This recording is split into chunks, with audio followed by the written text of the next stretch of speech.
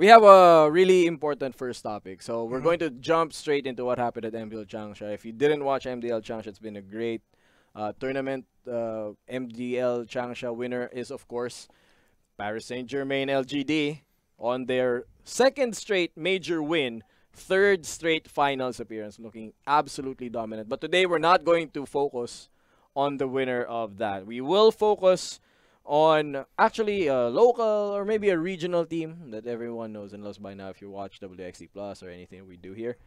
It's Mineski. Yeah. Mineski are in the news, and this comes to us from an interview done by cybersport.com on Jabs, and basically what Jabs said was, is the lack of good SEA scrim partners the reason for Mineski's downfall at MDL Changsha? Now we're going to show you a snip from Jabs' interview at cybersport.com. And basically, what he said was, after DAC, they had a short break for about a week, and after that, they got a new patch. They didn't understand the patch that well. They played quite badly, and they think that if they played at DAC, they could have won that tournament. That's bullshit, man. Oh, the hot takes are there immediately. But before that, he did say that before DAC, they trained against Chinese teams, and they were very strong. But now that they trained against some SEA teams, they won against them, but they didn't get anything from it. So it seems like, Jabs is saying that had they played better, had they practiced with stronger opponents outside of SEA, Mineski could have won MDL Changsha. What do you think, Ryan? You just called it bullshit. Yeah, I think this is for Epicenter, though. Yes. Well, no. This is probably... I think it was This is... Oh, yeah, sorry. This was at Epicenter. Sorry. Yep. This was at Epicenter. But this extends to MDL Changsha. Right. This extends to MDL Changsha. They didn't practice with strong opponents at Epicenter. And did that also extend to MDL Changsha? Was that the reason why they didn't perform well? Okay. So for me, it's probably, one of the reason, but I would not dare call it the reason why they had their downfall. On one hand, there is a pretty big discrepancy as Southeast Asian teams. Right. If you read the article further, he said that he sees Mineski, Fnatic, and TNC as tier 1 teams, and the rest as tier 3 or even tier 4 teams. And the thing about that statement is hindi siya controversial at all. I think it's a consensus, and everyone knows that the gap between those 3 teams and the others are far and wide. Also important to note in that part was there was no TNC and Fnatic to scrim with, which they have, now recently. But on that time, since they're settled with tier 3 and tier 4 teams, there's really not much to go around. I think it's not a shot at our Southeast Asian teams. It's just, China really has strong teams, and without Fnatic and TNC, C doesn't have a lot other than that. But on the other hand, though, it was way back Epicenter. That was not. That was not MDL. That was Changsha, MDL yes. Changsha. They have time to practice. If they wanted, they could have went to Changsha earlier because they were not playing in GSC like the other teams were. At least one of Fnatic or TNC would have been available. And with these reasons in mind, also one more reason na pala before kasi they were coming from a break from a win. Yes. That's why they were really apart. But this time, going to MDL, they were together. But I don't want to call it a downfall even.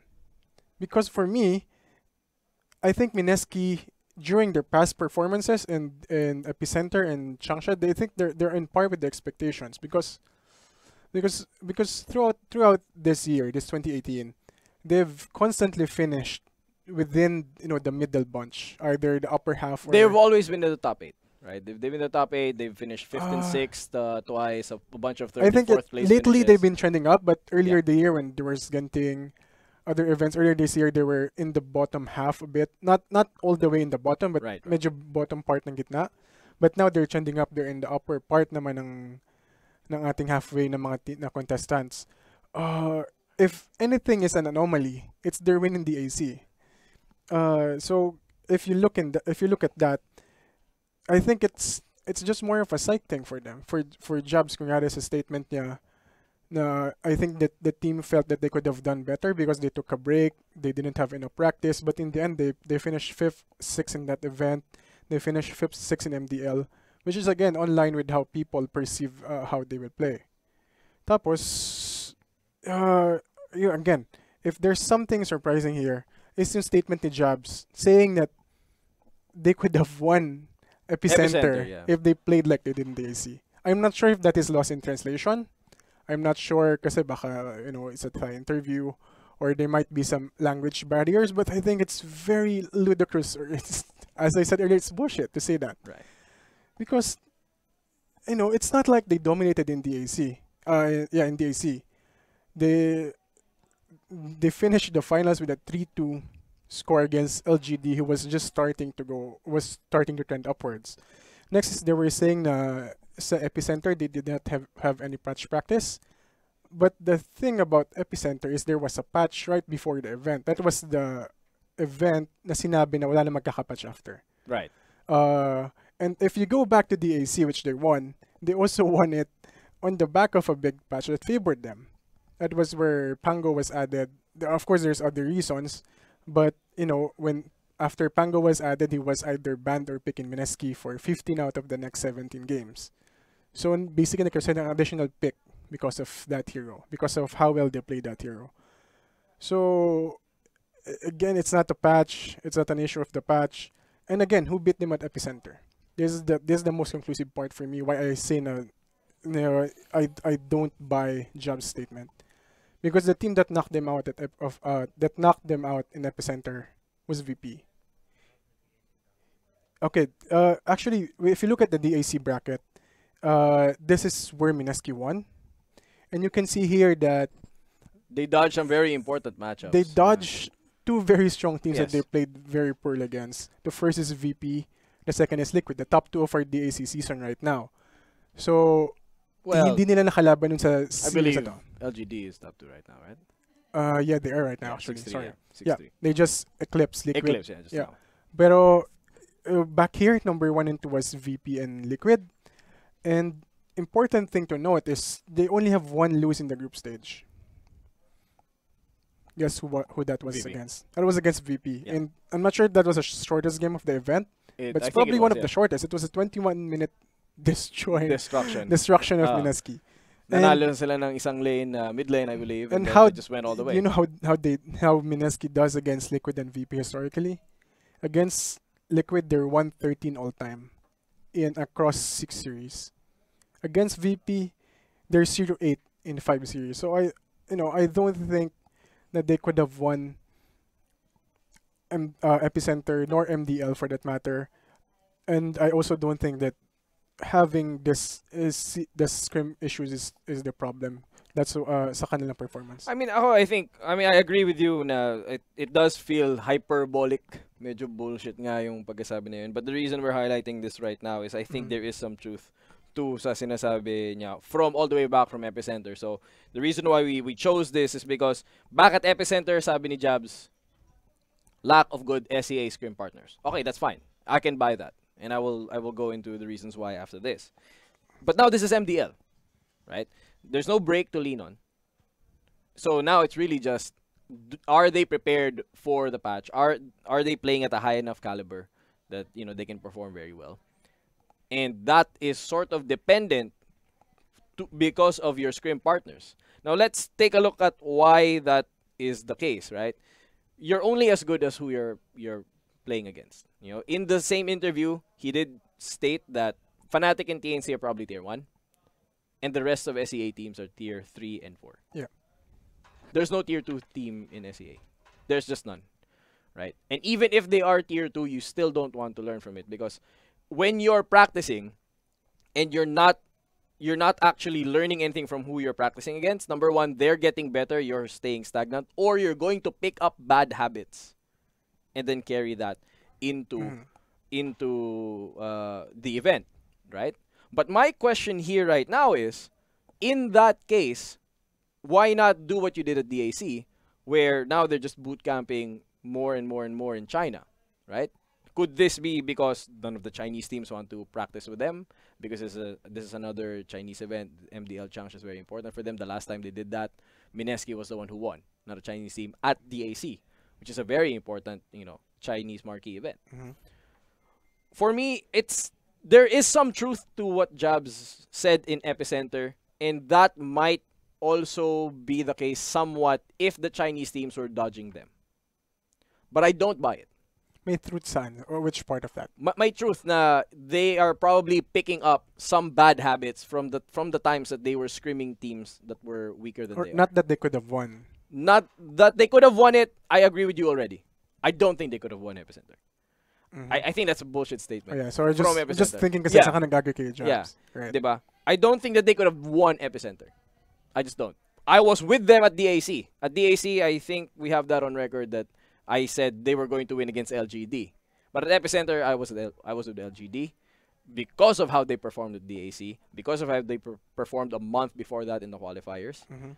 So at Epicenter, to me, even if they somehow managed to magically solve the VP equation, they were still going to lose to LGD, I think.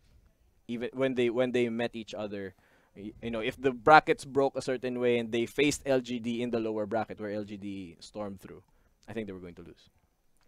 But now at MDL Changsha, there's a lot of other reasons that they lost. If you just take a look at Mushi's performance at MDL Changsha, I think at some level you have to understand that yes, you may have picked up some bad habits from the time that you were scrimming with SEA teams for Epicenter. But there's no excuse to bring those bad habits, especially if you know that you pick some of them up to MDL Changsha. There's no reason to. At at uh, at MDL Changsha, Mushi underperformed very, very heavily compared to everyone else. Aggressive, who is, yes, a TI finalist, but hasn't been relevant in this season, outdid Mushi in carry performance, scoring 5.34 KDA against Mushi's, 4.58? Who else? Ace from Secret is outperforming him. And a lot of that is because they're doing these really weird things where I would actually say that the concept of putting jabs on Meepo for certain games would be really, really smart. But sometimes smart doesn't win you games. Sometimes smart is too cute. And we saw it in those games. Putting Mushi into the Bane Elemental. Yes, very high kill participation Bane. Also very high deaths. And didn't really do a lot to push their chances at winning at MDL. They may have felt that way at the event. But that sort of tells me that they're still holding on to some of these bad habits that they picked up from the times that they were scrimming with weaker teams. I think actually a coach helps a lot in their bad habits. Because this is something I remember very distinctly. I watched an interview with 71 from years ago. This was when he was coaching DK of Mushi and Burning Ice Ice. MMI and basically the DK Dream Team. And there was an interview at Summit at sinabi niya na one of the things that he wants to correct the DK is to correct their bad habits. That was many years ago. I'm sure with his addition, with his guidance, they're trying to fix these bad habits. I think it's something more than that. I think again, they're finished 5th, 6th. It's not necessarily bad. It's not necessarily great. bad. No. But at the same time, I think it's really on par with their projection, with their trajectory right now. Yeah, when you take a look at the last 7 events where they finished in the top 8, right? They have 2 first place finishes, right? One in the beginning of the DPC season, and then of course the major win. So 1 minor, 1 major. They have 1 second place finish, and they have 4 top 8s, 2 5th and 6th, and then 2 3rd and 4th. So if we're going back to the topic, is it a downfall? I don't think it's a downfall. But I do think they're underperforming to what they can be. They've spiked up once, right? They spiked up with the DAC win. Now they're still performing middle of the pack, back to where they were. Does that mean, what does that mean for Mineski going forward? I think they should be scared. I think when Jabs said that they could have won Epicenter, if they played better, but they were scrimming with weaker teams, that's a wake-up call. That's a wake-up call for Mineski. They're the best in SEA. If there's no one else to practice with, but they the have thing to is, go kasi at elsewhere. that time they don't have a lot of choice without Mineski and without Fnatic and TNC, which they had before. Right. I think which they had after that. That was a unique scenario. But again, I agree that they have to move out if it's necessary, especially moving forward if they're going to TI, if they want to compete in TI. But at the same time, you have to remember we don't. Let's not discount the fact that before the AC, this team was on the verge of disbanding. This was on the verge that of was disbanding. something that Ninja Boogie went on public saying that if they did not perform well in the AC, they could have disbanded, because that would have placed them in the qualifier, and I think Yeah, open they're qualifier. not- Who knows what the Mineski team would look like right now? Yeah. So I don't know. I think again, is the lack of good SEA scrim partners a real issue? I think it's a real issue. I think it is a very real issue, and you see that every time you look at these tournaments that feature these, according to Jabs, tier 3 and tier 4 teams. It's just the way, the complexion of the scene because of the DPC. Right? There's no change in the top 3 teams that go into LANs from SEA. There's just nothing. Unless you're GESE and you have random RRQ or Alpha Red. Prime is Right. Prime maybe. before. Right. Yeah. So there's nothing. They're not improving. And because they're not improving, you can't scrim with someone who's not improving because you're going to pick up their bad habits. I think that's true. Is it the reason for Mineski's downfall at MDL? I don't think so. I think it's something else. I think it's more personal than that.